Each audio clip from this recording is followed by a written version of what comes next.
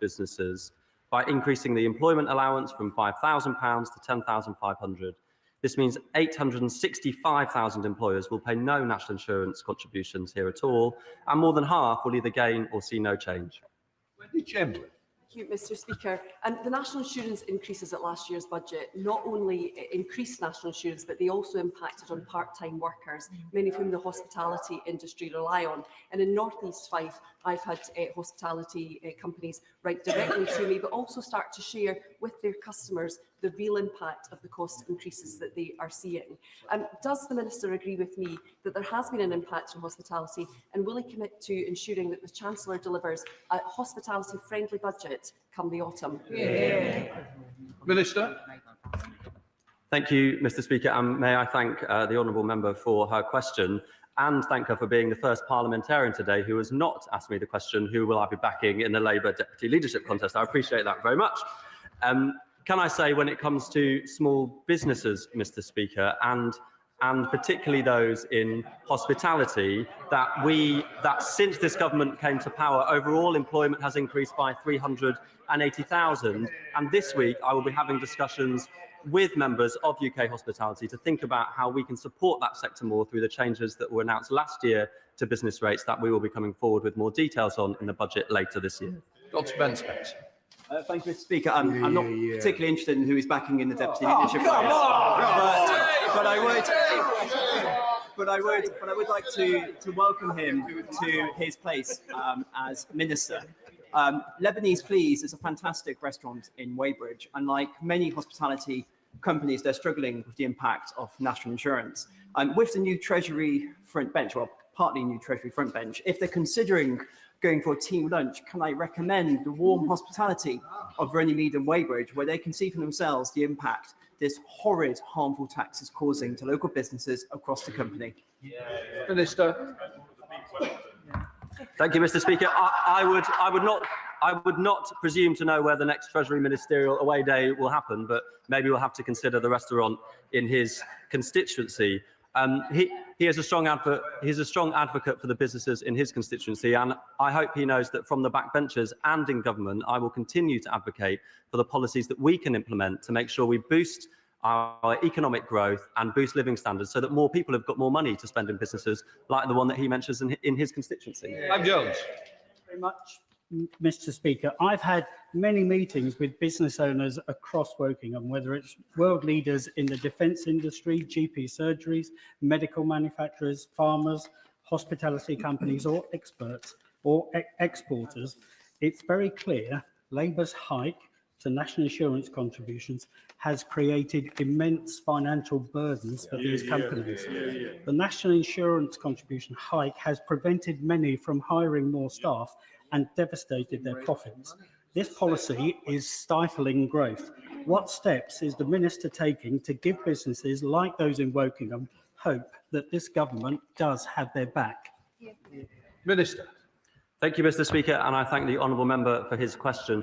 Look, the big picture here on all three of those questions is that last year at the budget, the government made the decision, yes, to increase national insurance, to raise £20 billion, and we've put that money, Mr Speaker, into our public services, making sure that waiting lists have fallen pretty much every single month since the election. That's meant that we've got 4 million more appointments, many more people have been seen, waiting lists are falling in my constituency, and they're falling across the country. That's the difference that this government is making, repairing the foundations and making sure we can look after people now and in the future. The McAvoy. Thank you, Mr Speaker. This month, we see an expansion of childcare that will benefit families in my constituency to the tune of £7 million back into their pockets. What assessment has the Minister made of that spending power and how it will benefit growth across the economy and productivity? Minister.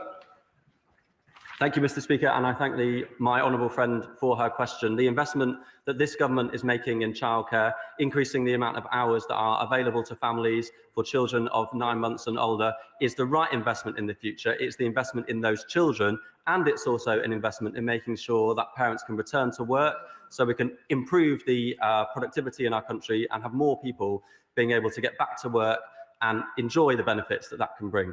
Steve Young. Thank you, Mr Speaker. UK business confidence has hit a 12-month high, according to the latest figures from Lloyds Banking Group.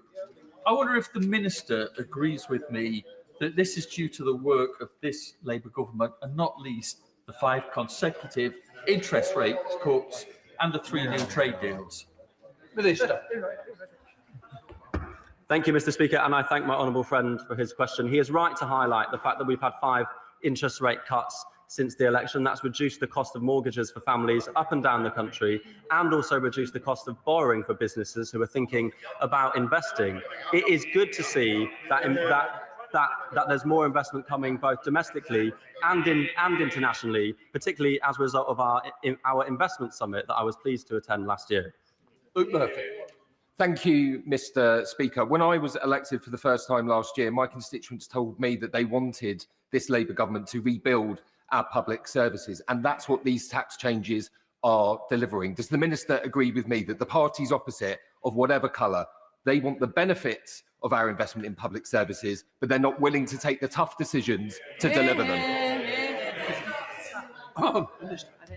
Thank you, Mr. Speaker. And yes, I do agree strongly with my honourable friend that the members opposite continue to will the ends. They want the spending on the public services, but they are not willing to come forward with a plan for the means and the money to invest in our public services so we can change things for people up and down this country. Daisy Cooper, Liberal Democrat spokesperson. Thank you, Mr. Speaker. The jobs tax has hit small businesses the hardest, with ONS statistics showing that vacancies amongst small businesses alone have dropped by 18%. This proves that the jobs tax is not only crushing growth, it is crushing opportunity as well, especially in hospitality. Can I ask Treasury Ministers, have they commissioned Treasury officials to look at any of the fairer revenue raises that we Liberal Democrats have put forward, like taxes on the banks, the tech companies or the gambling companies, in order that the Treasury could scrap the jobs tax at the next budget? Minister. Thank you, Mr. Speaker. When the Liberal Democrats were last in government, they made the decision to whack up VAT on businesses, whereas this government is doing all we can to make sure that we can reform our business rates so that particularly those retail, hospitality and leisure industries can get the support that they need from the business rate system. And the national insurance changes that were made last year protect the smallest businesses, with many businesses seeing lower business rates and many not seeing increases too. David Chadley. Question number 4, Mr. Speaker. Minister. With the permission, Mr. Speaker, I'd like to answer this question with questions number 6 and 22. In my former role as the Minister with responsibility for the UK tax system and on the Chancellor's behalf, I've met with farming representatives and farmers, and these discussions have included the National Farmers Union, the Tenant Farmers Union, the Country Land and Business Association, the Central Association of Agricultural Valuers, the Ulster Farmers Union, NFU Cymru, NFU Scotland and the Farmers Union of Wales. After listening, however, the government continues to believe the approach that we have set out is the right one. David Chadley. Thank you, Mr. Speaker. Last weekend, I attended the Sennybridge show, where I met young farmers from Brecknockshire who were recruiting new members and fundraising for good causes. And there's one question that they'd like to hear an answer from the Chancellor on, which is, why is the government targeting family farms for tax rises, rather than going after the big banks who are closing branches right across my constituency? Why should young farmers have to pay for the mess left behind by the Conservatives? Minister. Mr. Speaker, the honourable gentleman talked about good causes. I assume that he would agree that the NHS is a good cause, that public services are a good cause, that a stable economy which encourages investment in our country is a good cause to pursue. And again, Mr. Speaker, as honourable members have said many times already today, the parties opposite, including his, are very happy to reap the rewards of spending and investment, but totally incapable of taking any of the difficult decisions to raise the revenue which is necessary to support them. David Hines. Thank you, Mr. Speaker. Given the Prime Minister's clear commitment to growth that benefits every community and every corner of the UK, his ministers will no doubt be disturbed at polling which shows that 4/5 of farmers have postponed or delayed investment since the budget. So isn't it time for a rethink of this policy, if not on grounds of fairness, then on grounds of investment, productivity and economic growth? Minister. Mr. Speaker, I've been involved in many debates in this House, many of which the right honourable gentleman has been part of as well. And we have set out how the decisions that we have taken, the system which is coming in from April next year is one that will maintain generous tax reliefs within the system under agricultural property relief and business property relief, whilst also raising revenue in a fair way to support the public finances. That money for the public finances, as I and my honourable friends have said many times already today, is crucial to have economic stability and to get our public services back on their feet. John Cooper. Thank you, Mr. Speaker. The Chancellor elicited much public sympathy with a recent tearful appearance in these benches, but over the summer in Dumfries and Galloway, I have had farmers in tears about the loss of the next generation of farming. A new report from Centax says that the HMRC's own figures indicate that these changes to taxes are unfair and unbalanced. Will you please think again? Minister. The honourable gentleman is wrong. The Centax report which he refers to is independent analysis, and it demonstrates in its opinion that the reforms improve on the current position and are expected largely to meet the government's objectives. The report, in fact, validates the government's position. Liberal Democrat spokesperson Daisy Cooper. Thank you, Mr. Speaker. We Liberal Democrats oppose the family farm tax. But in the spirit of constructive opposition, last November, I recommended and requested that ministers look at the idea of a family farm test, such as the ones used in France and Ireland. Such a test would ensure that you could close the loophole on big equity companies exploiting land, but it wouldn't clobber family farms in the process. Can I ask Treasury ministers, since I raised that suggestion last November, have they asked Treasury officials to look at it? Minister. Mr. Speaker, as is the normal process in developing any policy, we can consider a range of options, but we have decided this gets the balance right between raising revenue in a fair way whilst offering generous reliefs within the agricultural property relief and business property relief system. And may I just say, Mr. Speaker, that when I heard the honourable lady stand up and begin a sentence with, "As the Liberal Democrats, we oppose," I was hardly surprised. Rebecca Paul. Question number 5, Mr. Speaker. With permission, Mr. Speaker, I should like to answer this question together with question number 23. We are investing in Britain's future, putting in place the plans needed to get Britain building again after 14 years of Tory failure. Since the election, we've had 5 interest rate cuts. Wages have risen more than in the first 10 years, more in the first 10 months of this Labour government than they did in the first 10 years of the previous Conservative government, and we're the fastest growing economy in the G7 in the first half of this year. Thank you, Mr. Speaker. I thank the Chancellor for that response. This year, interest on debt is expected to total £111 billion. This is 8.3% of total public spending. What are the Chancellor's plans to rebuild confidence in the gilt market, and how confident is she that we won't be reliving the worst bits of the 70s again? Chancellor. The best way to make sure that we continue to have the confidence in the gilt markets is to keep the Tories and Liz Truss as far away from running the economy as possible. We have brought stability back to the economy, and there has been 5 cuts in interest rates. This is in sharp contrast to the disaster of Liz Truss and the clown show that we witnessed at the Reform Conference at the weekend. 2 parties who would lose control of spending, push up mortgage costs and inflation. They've done it before, and they would do it all over again.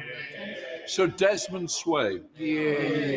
So why does she think that the United Kingdom is being charged more in interest even than Greece?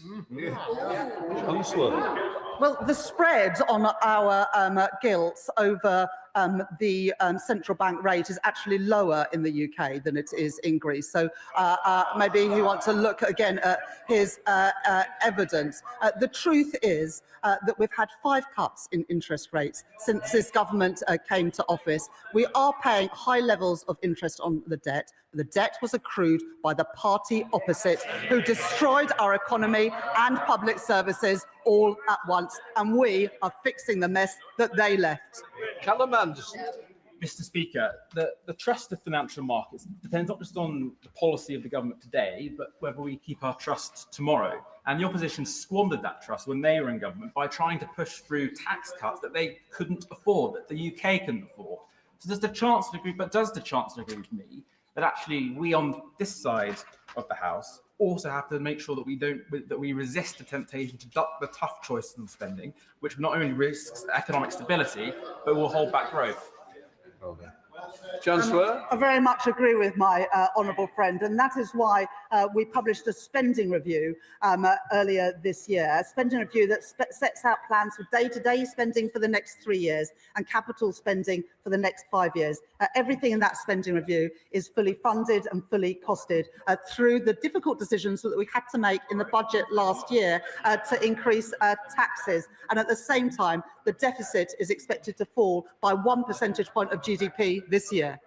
Bill Lesterson. Speaker, both the Conservatives and Reform want to repeat the medicine that Liz Truss inflicted on this country, pushing interest rates and mortgages through the roof. Isn't the contrast that this government has provided stability, has provided confidence, and as a result, that's why we've got record levels of private investment in this country, and that we are on the right track to rebuilding this country as a success story, and that can be seen by the fact we have the fastest growth in the G7 as well. Chancellor.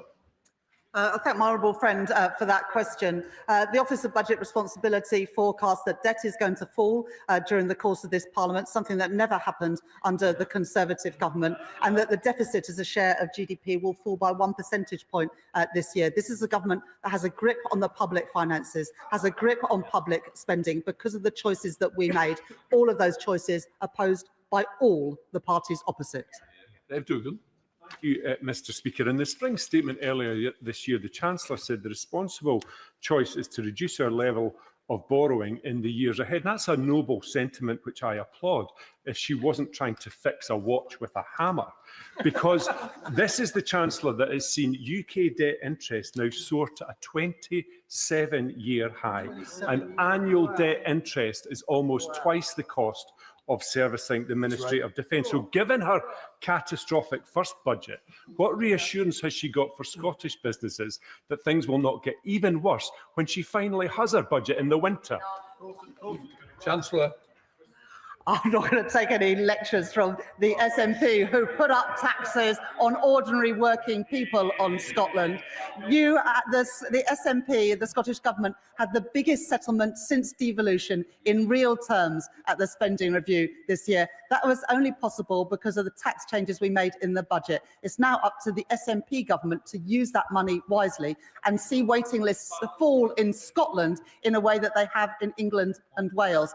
Waiting lists are still rising in Scotland. What does that say about their government? Chris Finch. Thank you, Mr. Speaker. Can the Chancellor remind us whether national debt went up or down under the previous government? Chancellor. Oh, let me just check. Oh, yeah, it went through the roof. And at the same time that our debt levels went up, we have seen public services, whether it is our schools, our hospitals, our transport, our infrastructure, on their knees. The Conservative government managed both to destroy our public finances, destroy our economy, and also our public services. What an achievement. And that's why there's only 120 of them, and they're sitting on those benches. And they'll be there for a long time to come. Richard Fuller, Shannon Minister. Thank you, Mr. Speaker. UK long-term borrowing costs are now consistently above the range of G7 countries, something that didn't occur at any time under previous coalition or Conservative governments. And that's because markets are pricing in the specific weakness of this Labour government's economic policies. And the cost of that weakness means rising prices, lower investment, and less money for public services in the long term. Having carpet-bombed the private sector with extra taxes, will the Chancellor rein back the splurge of unproductive public spending she let rip last year? Chancellor. The only person that carpet-bombed our economy was Liz Truss and the party opposite. And the right honourable member supported Liz Truss in the leadership contest and throughout her time. Oh no, he didn't, but he served as in her cabinet. So I'll take no messages from the party opposite. The country would have heard what the leader of the opposition said today, talking down our economy in a desperate attempt to get attention. The truth is that the benches opposite know that it is not serious and it is irresponsible. The only thing in Britain that needs a bailout is the Tory party from its failed leadership. Just up one.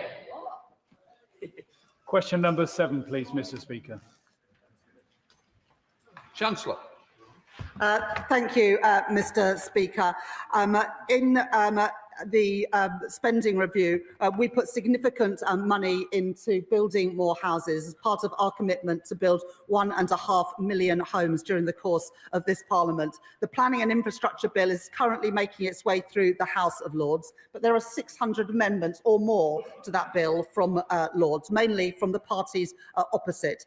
This party backs the builders, this government backs the builders, whereas the parties opposite back the blockers, and they're stopping young people getting on the housing ladder, stopping renewable energy being built, and stopping the transport infrastructure that we desperately need to build. So instead of opposing and tabling amendments, the parties opposite should back that bill so we can get Britain building.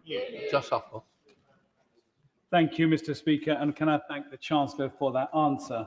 I've been banging the drum now for some time that Ilford is the best place to live, especially with 4 Elizabeth Line stations. It's never been more true than now. Barking and Dagenham Council, Redbridge Council are both capitalising on the ambitious generation plans like the developments on Billet Road and Padnell Lake. What is the government doing to encourage businesses to also seize on this investment with investments of their own backing Ilford, its community and its economy? Chancellor. I thank my honourable friend for that question and everything that he's doing to champion Ilford South and bring in more investment to his local community. And it's great to have Labour councils working with a Labour government to bring investment to local communities with housing, but also crucially the infrastructure, the schools, the doctors, surgeries to go alongside that new housing so that we build not just homes, but communities. Gregory Cap. Mr. Speaker, as the Chancellor tries to cut through bureaucratic red tape in terms of planning outlines, can she undertake that if successful over the course of the next 6 or 12 months, that she will share the success with the other regions and nations in the United Kingdom so that we can all benefit from simplified planning procedures and benefits for all our constituents? Chancellor. I thank the honourable gentleman for that question, and I had the opportunity over the summer to spend some time in Belfast, both going to visit Thales, the defence manufacturer, and also go to Studio Ulster to see some of the fantastic work in the creative industries. But during my time there, also had the opportunity to talk about some of the blockers for growth, and we do need to better reform our planning system, not just in England, but also in Northern Ireland and in Scotland as well, so that we can get things built in Britain again. People are crying out for hope. Growth offers hope, investment offers hope, and that's what this government offers too. Chair of the Treasury Select Committee, Dame Meg Hillier. Thank you, Mr. Speaker, and I welcome my right honourable friend's commitment to the hope of decent homes. And in my constituency, we're seeing children and families leave in droves, schools closing because of the lack of properly affordable housing. But she knows, as I do, that whatever we do in planning, without the skills that we need to build the homes, we're going to have a block there. So is she working with the new Secretary of State for the Department of Work and Pensions, who's now got the skills brief, to ensure that we're investing in those skills and turbocharging those people who can help build those homes? Chancellor. Well, just this September, new construction colleges have started opening around the country to absolutely train up that next generation of builders, of plumbers and engineers, so we can build both the housing infrastructure and the other infrastructure that our country desperately needs. And it's also why we've reformed the apprenticeship system, so we can have more foundation apprenticeships for a shorter period of time to quickly get people the skills they need, and also not requiring people to have a grade C or equivalent in maths and English to access an apprenticeship programme. That is so important for young children who maybe didn't get the grades they wanted in their GCSEs, but deserve a chance of a good apprenticeship and a job offering a decent wage. Tim Farron. Mr. Speaker, there are 900,000 properties with planning permission unbuilt in this country. So maybe the issue is not that the planning laws are too restrictive, but they're not prescriptive enough. In my constituency, the average income that you would need to be able to buy the average house is £71,000 a year. 11 times is the house price compared to the average income in my communities. Isn't it right to change his planning law to make sure we have to build more genuinely affordable homes for communities like ours, rather than just giving a carte blanche to developers? Chancellor. That can't be an excuse, though, for blocking developments and blocking those people who own land for building more homes on that land, because in the end, the simple law of supply and demand, if we're not building the homes, prices continue to be unaffordable for his constituents. But we're not just allowing builders to build carte blanche, and he absolutely knows that. We put the biggest investment into the affordable homes programme that's ever been seen, because it is important that the homes being built are affordable for families in his constituency and in mine. But we mustn't just always block things, whether it is airports or housing or other infrastructure. We've got to back the builders. Patrick Fowler. Number 8, please, Mr. Speaker. Shadow Minister. Thank you very much. Thank you, Mr. Speaker. The government wants to drive growth through house building, but even before the departure of the Deputy Prime Minister, it was predicted to miss the 1.5 million new homes target by 500,000. How does the Chancellor and her team of tax raisers think a 3,000% hike in the builder's tax, adding £28,000 to the cost of building a new home, will help deliver the new homes that young people need? And rather than consult on it, why won't she rule out this damaging tax rise? I think the honourable members opposite will recognise that building companies have strongly welcomed the reforms that we've made to get things building, and they're very much against the Conservatives, the Liberal Democrats and others in the House of Lords opposing the planning and infrastructure bill that could have been given royal assent by now if the parties opposite weren't opposing it. And instead of scaremongering about something that is being consulted on, maybe he might want to get on and back the positive things that this government are doing. And can I just finally pay tribute to the former Deputy Prime Minister for the amazing work that she did to get housing on the agenda, to build the 1.5 million homes that this country desperately needs, and as well as that, for being an inspiration for so many people from working class backgrounds. I applaud her efforts and her work. Patrick Hurley. Number 8, please, sir. Minister. Mr. Speaker, with permission, I would like to answer this with question number 15. Mr. Speaker, in July, the Chancellor announced the Better Futures Fund, which is the largest social outcomes partnership fund in the world, to break down barriers to opportunity for up to 200,000 vulnerable children and young people. The fund will boost pupil achievement and could fund programmes to reduce reoffending or provide specialist workers for children struggling with exclusion, mental health or crime. DCMS are the department responsible for the design and implementation of the fund, and they are engaging extensively with government departments, the impact economy and civil society sectors, as well as local government partners over the coming months. Patrick Hurley. Thank you, Mr. Speaker, and I'd like to thank the Minister for that response. The Better Futures Fund is a big step forward in working with the impact economy. And as the chair of the APPG for Social Enterprise Sector, I'm really pleased to see how it can unlock extra resources from social investors, private businesses and philanthropy to tackle the urgent problems this country has. So can I ask the Minister to ensure that the principles behind the fund are matched with the targeted approach advocated by the Independent Commission on Neighbourhoods to make sure that the money goes where it's best needed? Minister. Well, thank my honourable friend very much for his support of what we're seeking to achieve through the Better Futures Fund. And of course, he's absolutely right that the principles on which it will be designed are to make sure the money goes where it's most needed, where it will have the biggest impact. I think these are principles we can all agree on in the design of that fund. And as I mentioned in my earlier remarks, DCMS will be working extensively with government departments, local partners and others to design the scheme as it gets established. Liz Twist. Thank you, Mr. Speaker. Our North East Mayor, Kim McGuinness, is taking child poverty seriously, with recently announcing £28.6 million for the North East Child Poverty Action Plan, including funding for a local pilot to expand specialist youth provision and including support which opens up pathways to future employment opportunities. Can the Chancellor set out how she will work with Mayor McGuinness from the earliest stages of the development of the Better Futures Fund to ensure it meets the needs of children and young people in my constituency of Blaydon and Consett and across the North East? Minister.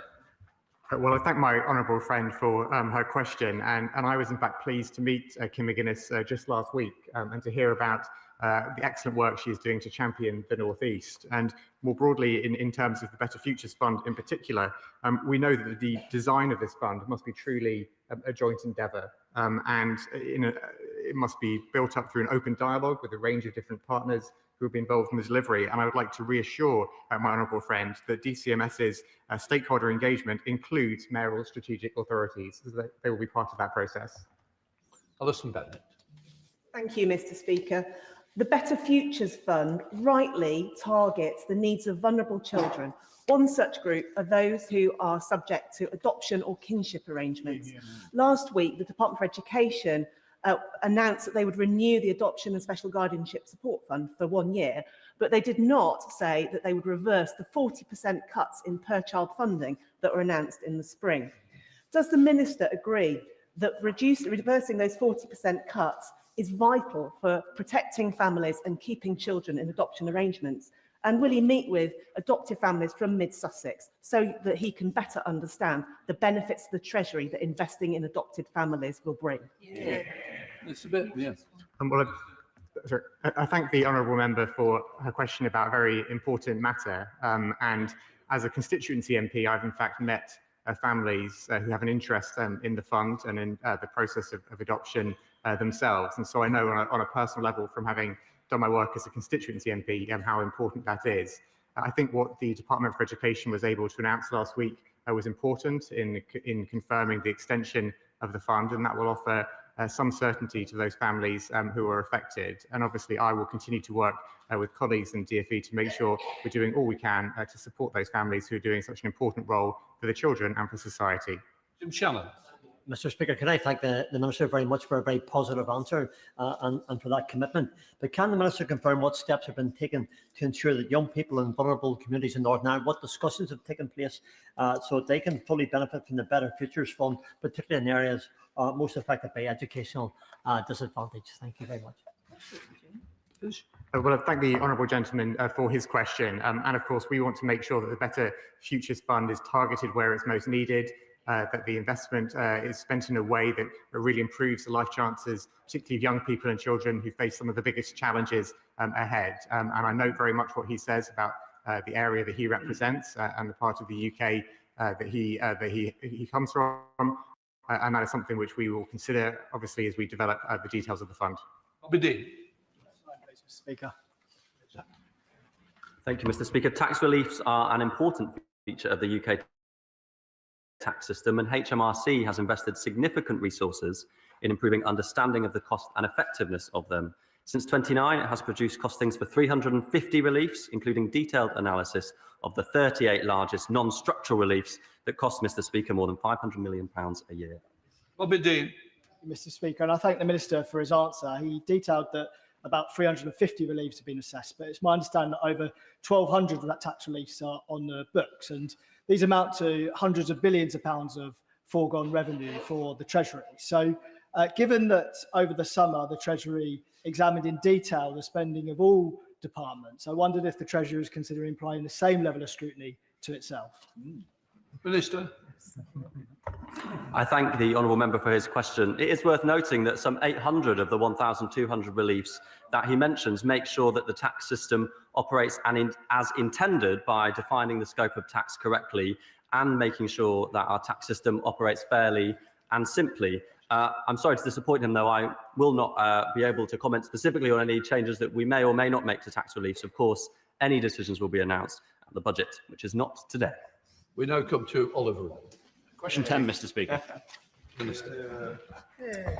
Mr. Speaker, our financial services growth and competitiveness strategy sets out the government's 10-year plan for the sector, making clear our ambition that by 2035, the UK will be the global location of choice for financial services firms to invest, grow and sell their services throughout the UK and to the world. To support this ambition, the government announced the Leeds reforms, the most wide-ranging package of reform to financial services regulation in a decade. These reforms will turbocharge growth, put more money in the pockets of working people and create more good skilled jobs right across the country. And I welcome you to new role as well, Oliver Ryan. Thank you, Mr. Speaker. Can I also welcome my honourable friend to her role? Mr. Speaker, small businesses in Burnley, Padiham and Briarfield are the lifeblood of our community, providing jobs and livelihoods to our people. And growing manufacturers and exporters, like the brilliant Barnes Aerospace in Burnley, are doing an excellent job at taking Britain across the world. Will she say out what the government is doing to support small and medium-sized businesses, particularly our manufacturers, particularly with access to finance?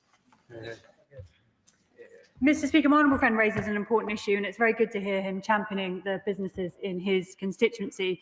The government published its small business strategy in July, setting out how we will make the UK the best place to start and grow a business, and putting SMEs at the heart of our growth mission.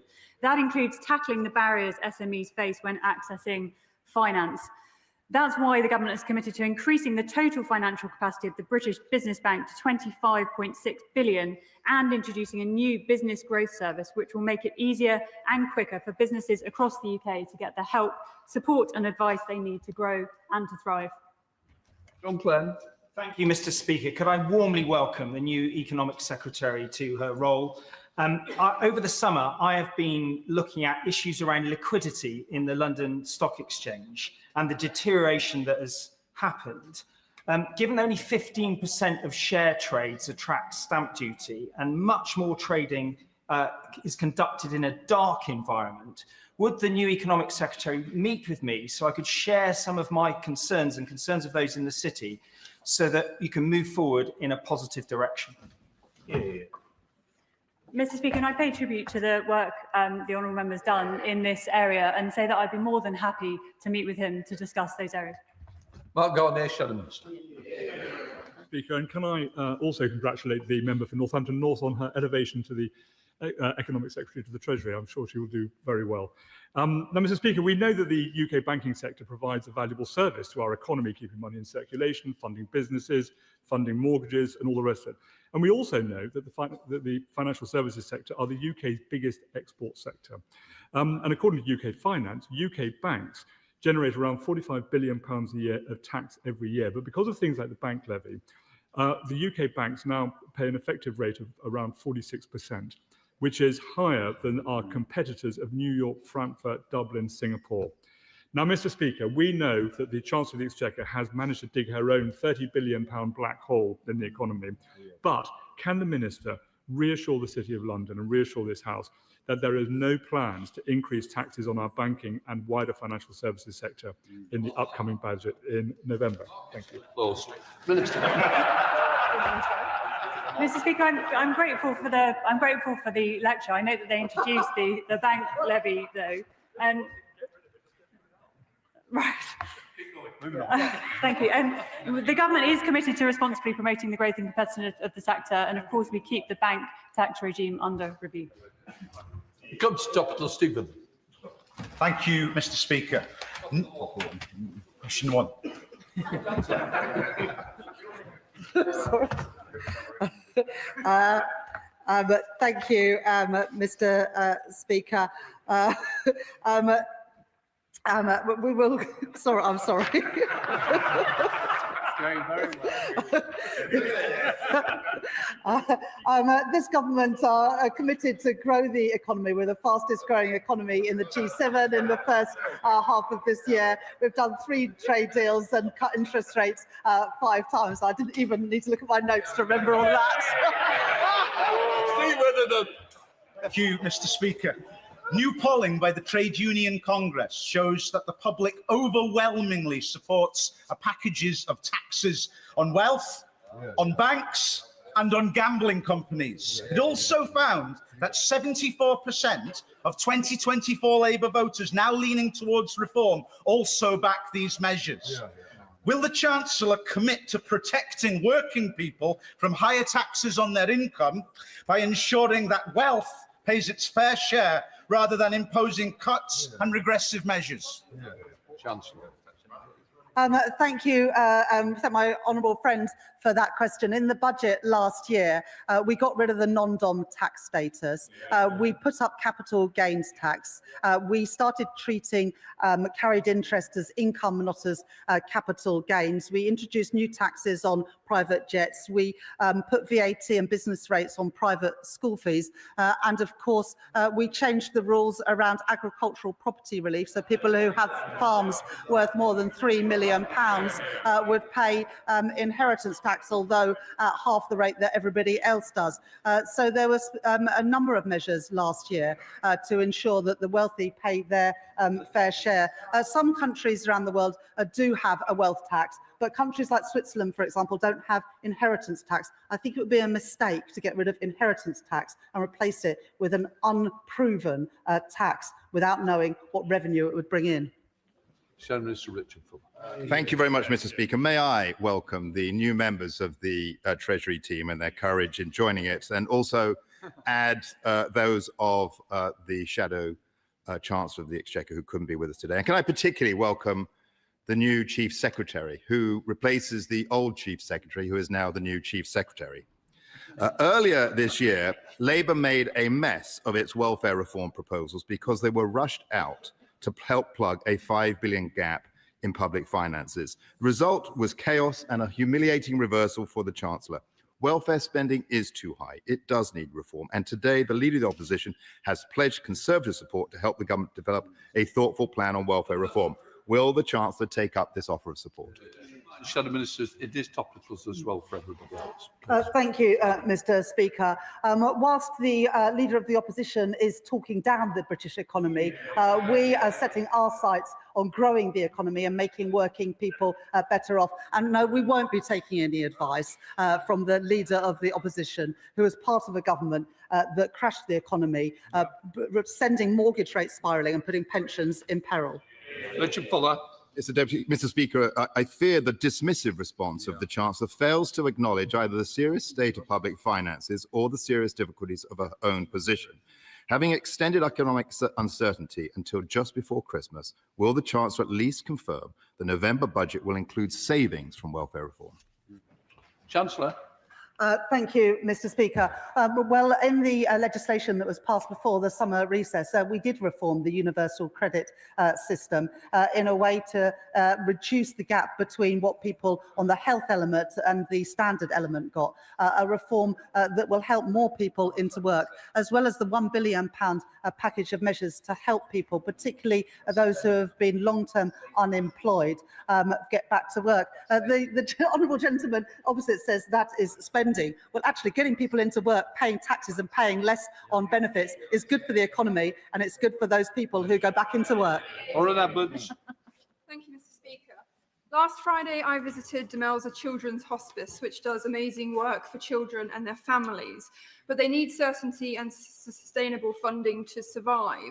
So will the Chancellor consider extending the Children's Hospice grant for the next 5 years, increased in line with inflation, to help them to plan and to deliver these vital services? Minister. Mr. Speaker, the government is investing £100 million to improve hospices facilities and a further £26 million of revenue funding to support children and young people's hospices this year. This is the biggest investment in hospices in a generation, and details about the funding arrangements for 26-27 will be set out by the Department for Health and Social Care in due course. Helen Maguire. Thank you very much, Mr. Speaker. Pubs are at the heart of the community in North Shropshire, whether they are community-owned pubs like the White Lion in Ash or the Horse and Jockey at Northwood, Camera Pub of the Year like the Bailey Head in Oswestry, or attached to a microbrewery like the Stonehouse Brewery in Malda. But all of those hospitality businesses are buckling under the strain of higher business rates, the national insurance increase, and higher energy costs. Can I add my plea to those of my colleagues and ask the Chancellor that in the upcoming budget there are measures in place to support our struggling hospitality industry? Minister. Mr. Speaker, as set out in the last budget, we're going to introduce permanently lower tax rates for retail, hospitality and leisure businesses with rateable values below £500,000. The relief that we inherited from the previous government was due to end entirely in April of this year. We extended it for 1 year to give us time to introduce the legislation for permanently lower tax cuts for pubs across this country. Eleanor Dolan. Thank you, Mr. Speaker. I recently visited the ghost terminal at Ashford International train station, where Eurostar shamefully stopped trains 5 years ago.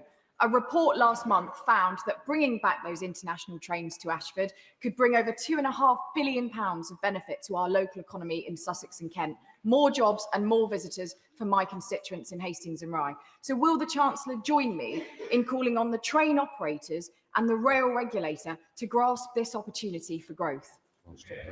Chancellor. I thank my honourable friend for that question and for the work that she is doing to help grow the economy in all parts of the country, including in Kent and in Sussex. The government have made significant commitments on the expansion of international rail services, and we're working closely with both the German and the Swiss governments on direct links between our countries. There's work underway to understand the prospects for expansion at the number of services on the Channel Tunnel rail link, and I absolutely agree that new opportunities at both Ashford and Ebbsfleet have a huge potential for helping to grow the economy and giving more opportunities in people in those communities to access good jobs and other leisure opportunities. Thomas. Mr. Speaker, the 52 pubs in my constituency provide vital community spaces, and they tell me that this government has hit them disproportionately hard with its increases in employer NICs, on top of soaring energy prices and as yet unfulfilled promises on business rates. Ahead of the autumn budget, can the Chancellor tell me what measures she's going to take to protect our local independent pubs and small businesses? Chancellor. I absolutely recognise that that businesses face challenges, but they also have lower borrowing costs because of the 5 cuts in interest rates. Because of the stability that we've returned to the economy, the Bank of England were able to do that. But it would be good to have a bit more honesty from political parties. If you oppose the national insurance increase, then you oppose the extra money for the National Health Service. If you stood up and said that, you might get a little bit more respect and credibility. Jim Rocker. Thank you, Mr. Speaker. In Macclesfield, we're very lucky to have a thriving life sciences sector. And at AstraZeneca, we have 5,000 people employed in well-paid jobs across the pharmaceutical value chain. So can I ask, what is the Treasury and the government doing to ensure we take advantage of the innovation we produce here in the UK for the benefit of our local life sciences economy? Chancellor. My honourable friend is a proud advocate for his constituents in Macclesfield and doing great work to bring more investment into the local area. Life sciences was one of the 8 sectors that is part of our modern industrial strategy that this government are championing. That's why we put record investment into R&D in the spending review earlier this year, and why we're supporting our universities to help create more spin-outs to ensure that we can have more homegrown British businesses, as well as backing the big businesses like AstraZeneca that operate in his own constituency. Will Forster. Speaker, with the government considering a dramatic increase in the landfill tax, how does the Chancellor think we will build as a country the 1.5 million homes we need by the end of the Parliament if we add £24,000 on average to the average house price? How does that help my constituents of Woking get a home? Yeah. I thank the honourable gentleman for that question. There's a consultation going on, and I welcome him and others to feed into that consultation. But if he's serious about backing the builders and not the blockers, why do the Lib Dems fail to support the planning and infrastructure bill, both in this House and in the other House? Johnson. Oh, sorry, Mr. Speaker. As the 6th richest economy in the world, we shouldn't have 4.5 million children living in poverty. The former Prime Minister, Gordon Brown, has proposed raising £3 billion by looking at reforming the gambling taxation. So will the Chancellor consider undertaking these reforms so that we can end the epidemic of child poverty? Yeah. I thank the honourable member and my honourable friend for her question. The issue of child poverty is incredibly important to this government, and the Child Poverty Task Force will report later this year. May I add, Mr. Speaker, this is also a really important personal issue for me. I grew up in a family where we had very little money, and I received free school meals as a child. And for those children across the country who are living in poverty right now, I hope they and their parents will know that this government is on their side, and we will do all we can to invest in our welfare system, invest in our economy, and invest in making sure more people can get into work so we can get poverty down rather than have it rising as it did under the previous government.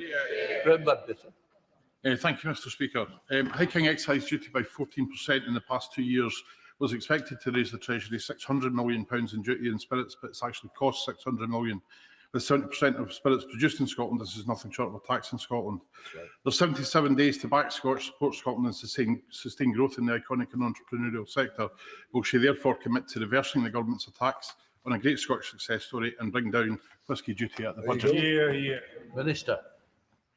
Thank you, Mr. Speaker, and thank you for that question. Over 90% of Scotch is exported, so it isn't affected by the measures the honourable member has just mentioned, but it will be affected, and the biggest beneficiary of the trade deal with India, which is set to reduce tariffs from 150 to 75% initially, and then to 40% over time. That is what a government getting on with backing the Scotch industry looks like.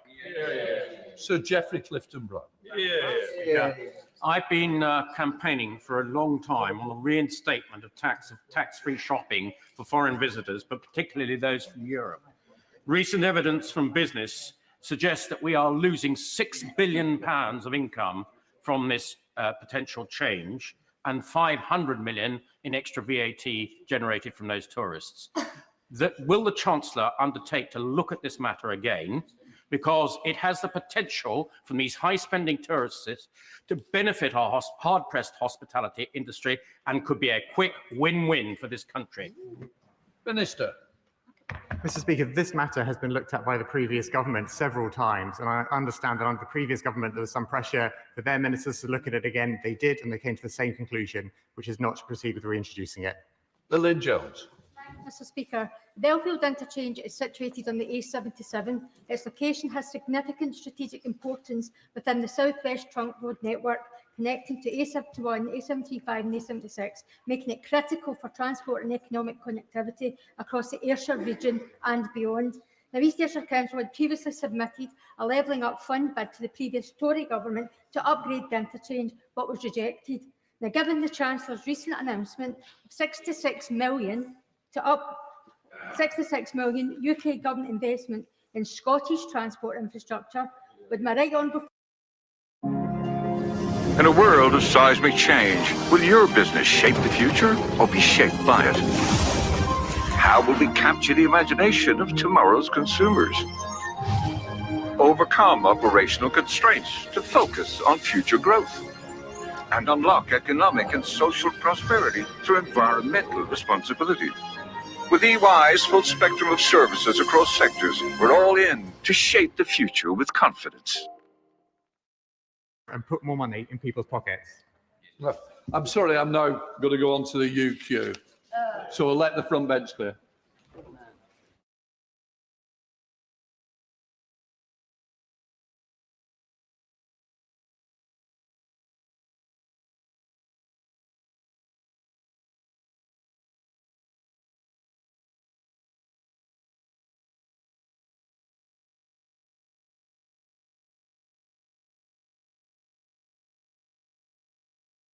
Right, we now come to the urgent question. Derek Twigg.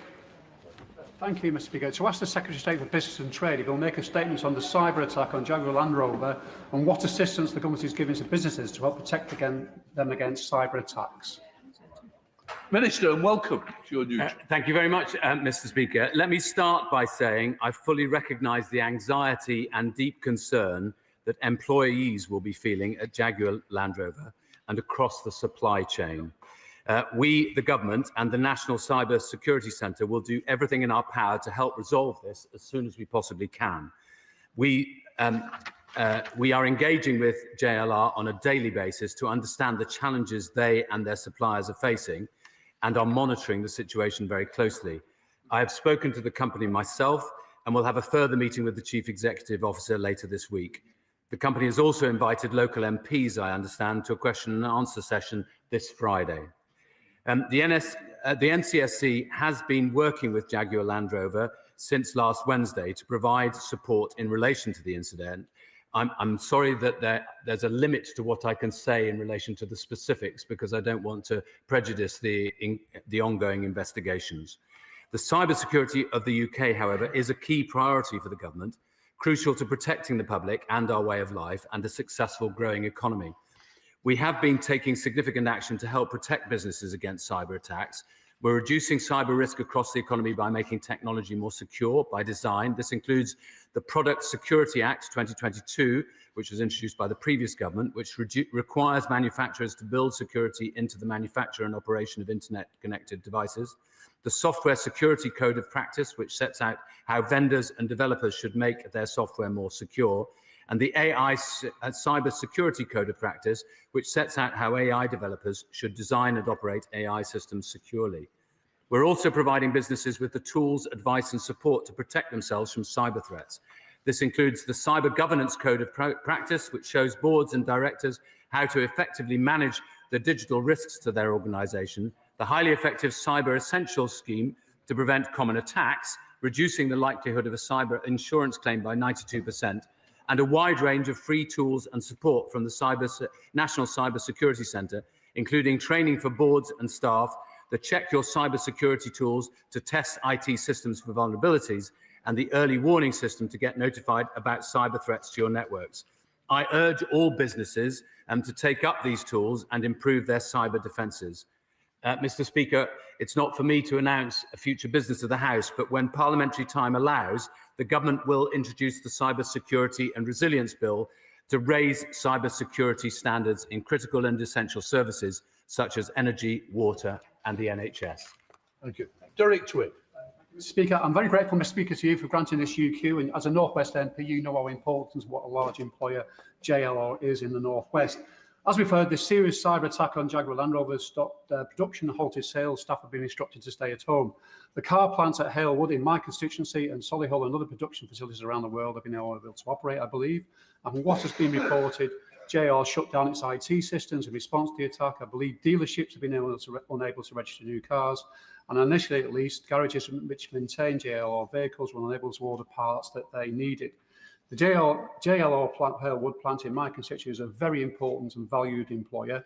Many of my constituents are employers, which is also the case with my neighbouring Merseyside MPs. Thousands of jobs in the supply chain are affected. Despite this cyber attack happening just over a week ago, one of our most important businesses, which has nearly 33,000 direct employees, and of course a huge supply chain, disappointed that no statement has been made to Parliament of what actions have been taken to help the company or prevent future attacks. The latest attack raises wider issues following on from the attack on Marks and Spencer's. These two incidents in themselves are very worrying. One would like to believe that all companies reviewed their cyber security after the M&S attack. But if these attacks continue, there could be an ongoing and even more serious effect on our economy. What is the government doing to help protect our businesses from cybercrime? I've heard something what the Minister said today, but it's in our national security interest for them to work closely with business. Is there an underlying weakness in how business is dealing with cybersecurity? In this regard, Mr. Speaker, we heard from Kieran Martin, former head of the National Cyber Security Centre, on the Today programme this morning, suggesting maybe companies are focusing more on protecting customer data at the expense of the security of their operations. Mr. Speaker, I believe this House needs to learn more in the coming months about what the government is doing to work with business and dealing. Papa, I'm hungry. Let's see. No, only 2 gram protein. 0 gram protein. 16 gram protein. Yes! Protein तो बहाना है, इन्हें Godrej Yummies खाना है. 16 grams protein वाला Godrej Yummies.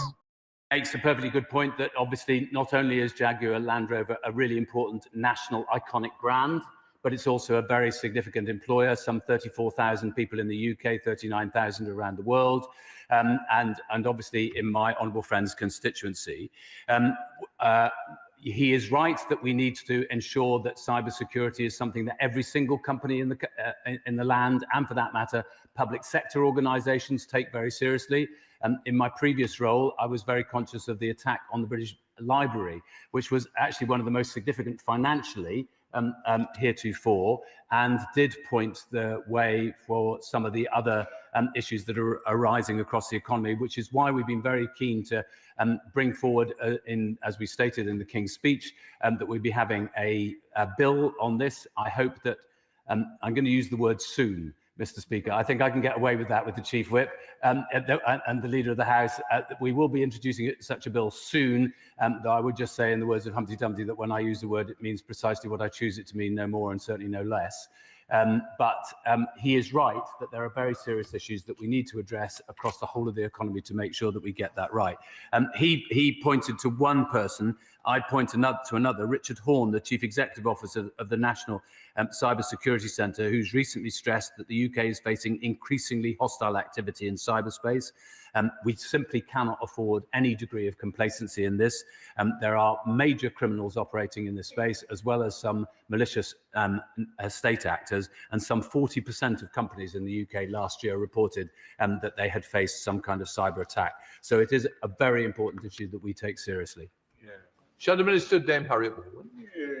Thank you very much, Mr. Speaker, and can I congratulate the honourable gentleman on securing this important urgent question and welcome the Minister to his new role. I'm never going to be able to rival him in terms of his literary quotations, though, but I do think that this cyber attack on Jaguar Land Rover is extremely concerning. It is a world-leading business, and the impact clearly on the business, the suppliers, the workers has been significant. And I hope that the whole House agrees that we must use the full force of the state to crack down on cyber criminals. So can the Minister, and I appreciate he is constrained in terms of what he can say, but can he inform us when the government and the National Cyber Security Centre were informed of the attack? What kind of support is the government and law enforcement agencies able to offer Jaguar Land Rover? Is there any assessment of how much longer the government expects this disruption to continue, because it's really impacting the supply of vehicles? And this attack is just another in a series of attacks that have taken place against British brands, iconic institutions, and he says 40% of our businesses, including the attack earlier this year against Marks and Spencer's. So how is the government acting to prevent future attacks? Can he elaborate on that? Has he identified who is responsible for this attack? Can he rule out this being a state-sponsored attack? And if the group responsible for the two attacks on Jaguar Land Rover and Marks and Spencer's are linked, what progress have law enforcement agencies made in pursuing them? Thank you. Minister. Mr. Speaker, I'm not sure whether the Shadow Minister is in a new role. She's not, so I won't welcome her to her new role then. But I welcome her to the dispatch box nonetheless. She's asked a series of questions. I'll try and answer the ones that I can as precisely as possible. First of all, she asked when they were notified and when they were engaged. The NCSC have been engaged since last Wednesday. And we do have an undertaking that when people do get in touch with the NCSC, we will get into the response will be very immediate. Secondly, she asked what engagement there is from government. So obviously the primary engagement is through the NCSC, and they are fully engaged and devoted a team to the work there. It's also in the public domain, I think, that the ICO the Information Commissioner's Office were notified. That's not because I should clarify that JLR are certain that there has been a data breach, but they want to make sure that they've dotted every I and crossed every T, so that's why they've notified the Information Commissioner's Office, who are also engaged. She asked about a timeline about when we're going to get this resolved. I really wish I'd be able to provide that. I can't. And I think she will understand why. This is a very live situation. This has been ongoing for a week. I note the points that JLR have been making themselves. And as I say, there's going to be an invitation. I think my honourable friend should already have had one for all local MPs to a Q&A session on Friday morning, when they hope that they might be able to provide more information. One of the issues she asked was about what else we're doing. Well, one of the things that we did this summer was the Home Office did a consultation on our policy on ransomware, because obviously I'm not saying that is specifically in relation to this case. We don't know whether it is as yet. I'm not making coming to any foregone conclusions, but obviously that's one of the things that we need to address, and it was heartening